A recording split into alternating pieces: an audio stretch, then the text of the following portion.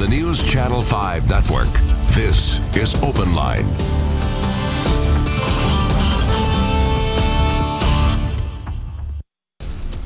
Good evening, everyone. Welcome to News Channel 5 Plus right here on Open Line, where we are having a special episode of Ask the Expert with our guest Creekside at Three Rivers Assisted Living. My friend Amy Kelly is here this evening, and we're going to have a great conversation. Lots to get to tonight. Welcome back. Thank you so much. Thank you for having me. We're always happy to have you in here. The conversation is great, and of course, the great thing about this show is you get to join the conversation as well. That's why we call it Open Line, and that number is right there on your screen. Anytime you can call in. Maybe you have a question about assisted living or even a story that you want to share. We always encourage that. And you know, Amy, you're really going to be doing a lot of the talking tonight, filling folks in on any information they've ever needed to know when it comes to memory care, assisted living, and there's a lot to get to. So first of all, let's kind of reintroduce you to folks. We had you on our show last time, and we had a great time, didn't we? Yes, I think so. That's right. That's right. Lots of fun. Enough to get you to come back, right? So let's talk a little bit about your background, Amy, and just a little bit about what you do, how you got into this line of work. Sure. Well, I am the marketing director at Creekside, and I've been working in senior living for probably the last 9 years. I started out, well, my undergraduate degree is in health education, and I got my master's in business and always have had a passion to be in the healthcare industry working with seniors. I've had my grandfather and my grandparents I've always been close with, so I think great conversation and a lot of knowledge comes with seniors. And so I started working in a nursing home and did admissions and marketing there and transitioned to hospice. Did that for almost 4 years. Wow. And have now been working in assisted living. So I enjoy helping seniors find their forever home and touring our community, showing them all the exciting things that's going on to keep them lively, healthy, and happy. So that's really why I do what I do. You know, great news. We actually already have our first caller. So thanks for giving a little background about yourself. And here in a minute, we'll get into a little bit more about Creekside. But let's go ahead and get to our first caller. We don't want to keep them waiting. We have, I believe, Brandon here on line 1. Hi, Brandon. Welcome to Open Line. What would you like to say? Yes, thank you for taking my call, and good evening to both of you guys. Well, of course. My question is the security of patients. I had a mother and a father who both passed within 2 years of each other, and both of them were at different facilities, skilled nursing home facilities. One is at, well, I'm not going to even get into the place, but basically what I'm concerned with are the overdosing of psychoactive drugs to basically make the patients and the elderly patients sedated so much that they don't even really know what's going on.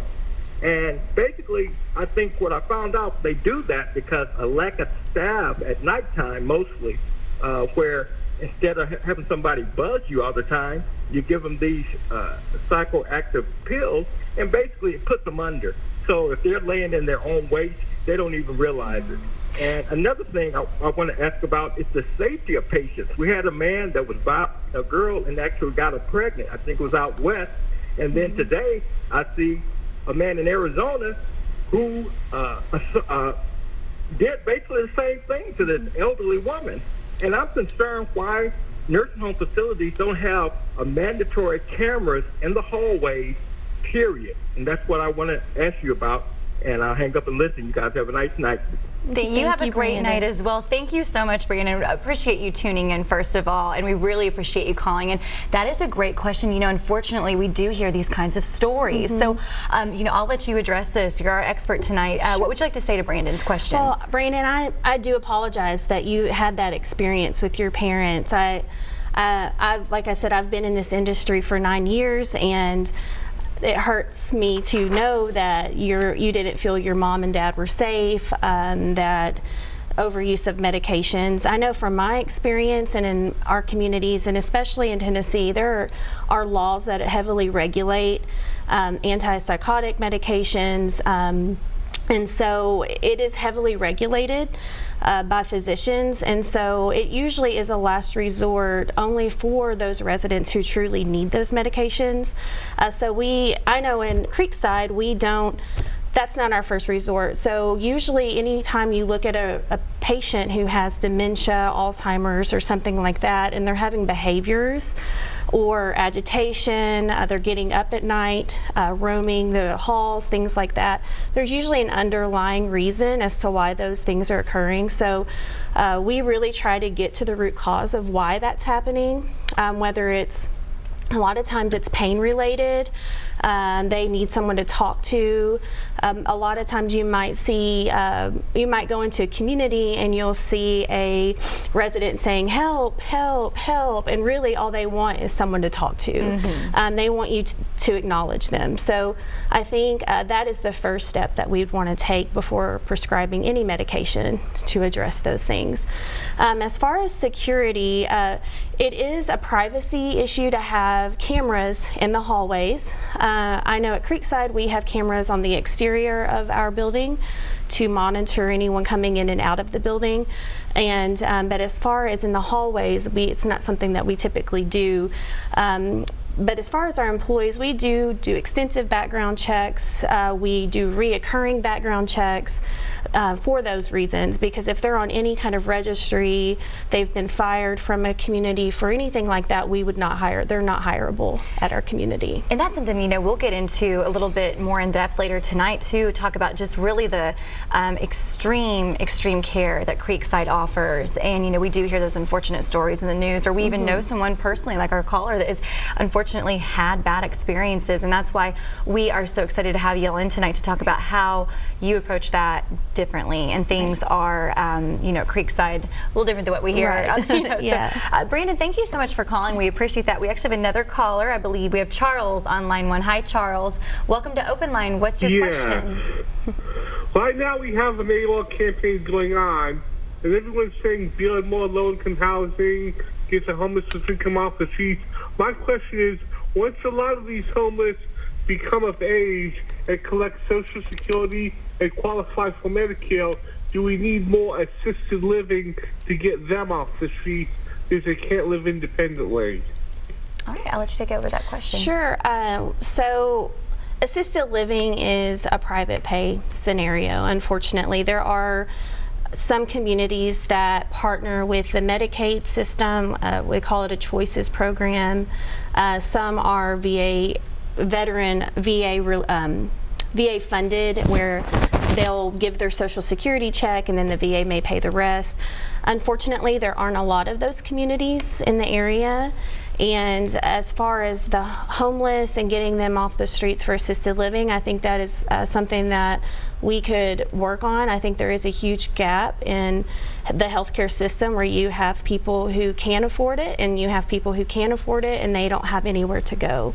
I think that's really heartbreaking, and unfortunately there's really no good answer at this time on what we can do to solve that. Again, we have Amy Kelly. She is the Director of Marketing and Community Relations at Creekside at 3 Rivers Assisted Living with Memory Care. Important to note that you all Right. offer that. And you know, Amy was on our show last time we had you on Open Line, and she is our expert tonight. So thank you so much for the calls we've already received. We're always excited to have you at home be a part of our conversation. That's what this is all about. So we'll be hanging out, you know, really for an hour here tonight. So why don't we back up a little bit, and let's say some of our viewers, they're like, wait, what's Creekside? I've never heard of it. I think they've kind of caught on at this point a little bit, but maybe they're just tuning in. Tell us a little bit about you all, what you do, and where you're located, and just some information that people can know tonight as we get into the show. Sure. Well, Creekside at 3 Rivers is an assisted living and memory care community. We offer a wide range of different apartments, which I will talk about later this evening, and memory care neighborhoods. Our memory care neighborhoods are secured areas for their safety, and we in assisted living, which I will talk about a little bit later as well, all the different things that we provide as far as activities, maintenance, housekeeping. So it really is essentially supposed to be a stress-free life. That is our goal, is to keep them happy and healthy and stress-free. We are located in Murfreesboro, Tennessee. We are in a beautiful neighborhood. We blend right in with the neighborhood, so you're not pulling in and it doesn't look institutional like some communities may look. It looks like you're part of a neighborhood setting. Beautiful campus with trees and trails and things like that. So it is definitely a home-like setting. It really is, and if you're watching us tonight and you want to check out Creekside a little bit more, hop on your computer. Their website is fantastic. It has everything you need. Yes. Pictures, the apartments, you can look at those as well. And you know, I visited the website a while back, and you know, just what you said, it's a campus. It's not an institution looking type place. It's really a beautiful location. And it's also great for when you have your senior living, you all get out in the community. I'm sure you're part of that area. Tell us about some of the things that you can do if you are a resident at Creekside. Well, we have different outings. They go out to eat all the time. They go shopping. We've taken them to the Center for the Arts to see plays.